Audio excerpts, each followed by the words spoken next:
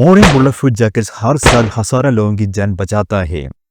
हालांकि ये बंदूक की गोली से कुछ रिब्स फ्रैक्चर हो सकते हैं, लेकिन जैकेट गोली को आपके शरीर के अंदर नहीं जाने देगी। एक सेरामिक प्लेट और कुछ केवड़ा लेयर्स हाई स्पीड बुलेट को कैसे रोक सकती है? बुलेट प्रूफ जैकेट में सेरामिक प्लेट का काम गोली की स्पीड को कम करना है। यहाँ हमारे पास दो सेरामिक प्लेट है। गोली लगने के बाद इसमें क्रैक्स बनने का तरीका अलग होता है। कौन सी सेरामिक प्लेट गोली की स्पीड को मैक्सिमम कम कर देगी? इसका जवाब है the one with the conical cracks. यहाँ हाई मटेरियल क्रैक्स वॉल्यूम के कारण मटेरियल गोली से ज्यादा ऊर्जा अब्सॉर्ब करेगी। अब एक सुपर स्ट्रॉन्ग और हल्के मटेरियल केवलर का इंट्रोडक्शन। जो गोली सेरामिक प्लेट से निकलती है वो केवलर की पहली लेयर से टकराती है। गोली की ऊर्जा यहाँ उतनी अधिक होती है कि केवलर की पहली लेयर टूट जाती है। हालांकि इस प्रक्रिया के दौरान गोली की स्पीड कम हो जाती है। कुछ और केवलर लेयर्स को नुकसान पहुंचाने के बाद गोली की स्पीड काफी कम हो जाती है और बाकी केवलर लेयर्स गोली को रोक देती है। हाँ, हमारा केवलर बेस्ड जैकेट ने एक जान बचाई है। जिस जैकेट को हमने अभी विकसित किया है उसे हार्ड बॉडी आर्मर के नाम से जाना जाता है। अब आप ये सोच रहे होंगे कि हम सेरामिक की जगह स्टील प्लेट क्यों इस्तेमाल नहीं कर सकते? ये एक बहुत ही एफिशिएंट डिजाइन लगता है। गोली तो पेनिट्रेट भी नहीं हो रही है। हालांकि ये आपको गंभीर आंतरिक चोट का कारण बन सकती है। एक ऐसी चोट जिसमें आप बाहर से टिक दिखते हैं लेकिन आपका आंतरिक अंगों का नुकसान होता है। पिछले एनिमेशन में हमने देखा था कि गोली को रुकने में कुछ समय लगा। हालांकि स्टील प्लेट के इस मामले में गोली लगभग तुरंत ही रुक गई थी। इसका मतलब है कि इंसान के शरीर को बहुत ही कम समय में गोली की सारी एनर्जी को एब्जॉर्ब करना होता है। ये जबरदस्त मात्रा में फोर्स में बदल जाता है और इंसान के शरीर के इंटरनल ऑर्गन्स इतने हाई इंटेंसिटी के दबाव का सामना नहीं कर पाते हैं। स्टील बॉडी आर्मर के साथ एक और समस्या बुलेट स्प्लैश है। यही कारण है कि आजकल स्टील प्लेट्स के बजाय सेरामिक एलॉय आधारित प्लेट्स को पसंद किया जाता है। यहां इंसान का शरीर बहुत कम फोर्स झेल रहा है क्योंकि इस पूरे प्रोसेस में ज्यादा समय लग रहा है।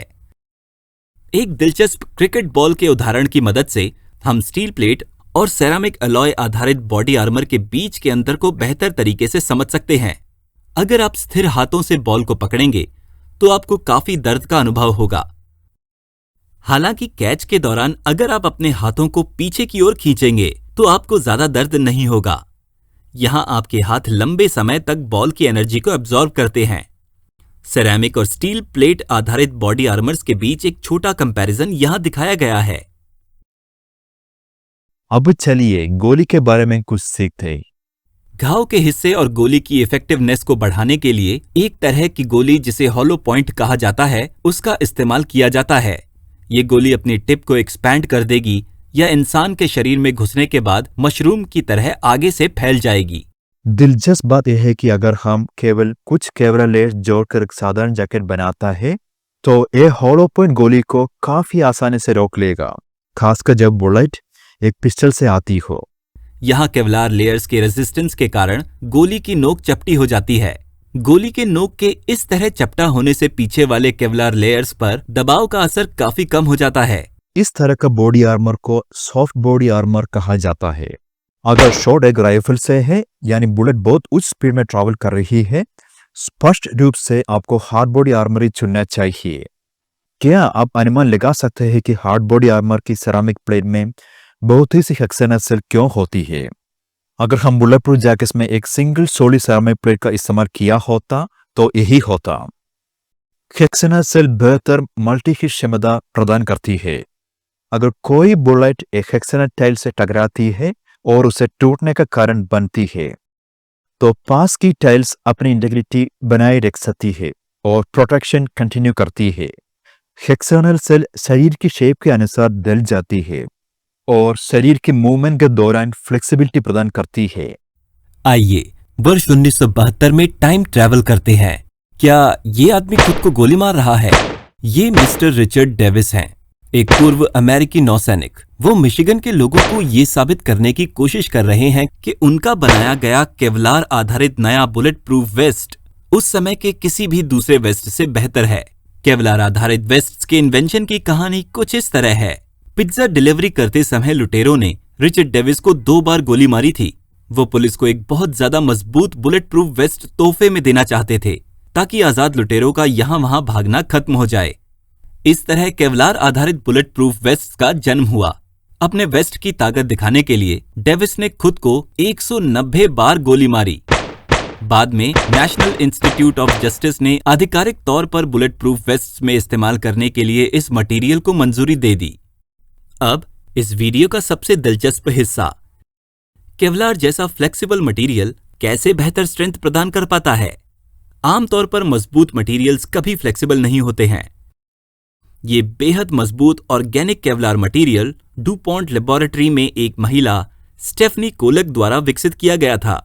वो वास्तव में टायर्स में स्टील कोट को बदलने के लिए एक मटेरियल विकसित कर रही थी।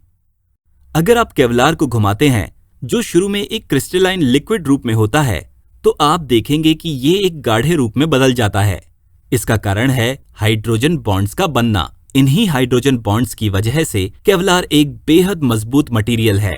मॉडर्न केवलर लेयर्स एक विशेष प्रकार की वीव का उपयोग करती है, उससे ये और भी मजबूत हो जाती है।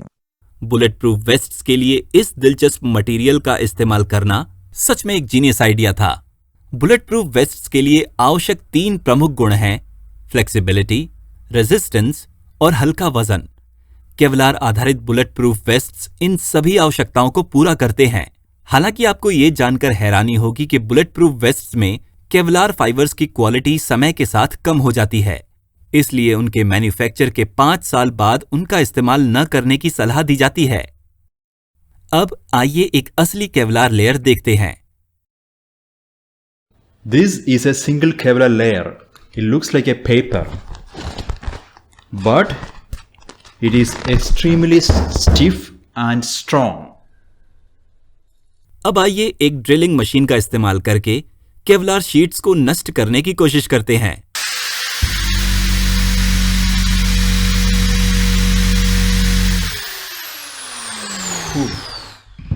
I applied all my force and you can see a small tiny scratch over here, a tiny hole, but absolutely nothing on the other side.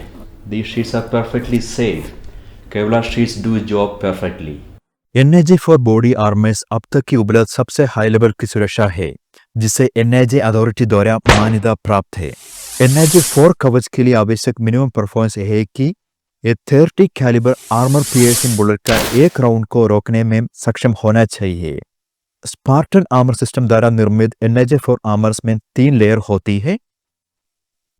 Rubber layer का उद्देश्य फोर्स वितरण करना और साथ ही अगले सेरामिक प्लेट को अपनी जगह पर बनाए रखना है। NIJ-4 लेयर में उपयोग की जाने वाली सेरामिक प्लेट्स अलग अलग होती है। एक अच्छा उदाहरण एल्यूमिनियम ऑक्साइड मिक्सड प्लेट है, जो अच्छे ऊर्जा फैलाव और कम बैक फेस डिफॉर्मेशन के लिए जाना जाता है। बिल्कुल, आर्मर के बैक फेस का डिफॉर्मेशन आपको गंभीर आंतरिक चोट का कारण बन सकती है।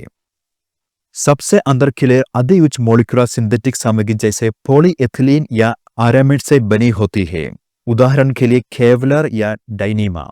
इन बॉडी आर्मर्स का उपयोग अक्सर लॉ एनफोर्समेंट और मिलिट्री सेवा सदस्यों ज्यादा किया जाता है। हमें डुपॉन्ट की स्टेफनी कोलक को एक फ्लेक्सिबल और बेहद मजबूत मटेरियल का आविष्कार करने के लिए और रिचर्ड डेविस को इसके पोटेंशियल को समझने के लिए धन्यवाद देना चाहिए। हालांकि हमने इस वीडियो में केवलर नाम का उपयोग किया है, लेकिन एक ध्यान में रखना चाहिए कि केवलर एक ट्रेडमार्क नाम है जो डुपॉन्ट द्वारा बनाई गई आरामिड फाइबर के लिए है। जाने से पहले कृपया हमें पेट्रियन पर सपोर्ट करना न भूलें। Thank you.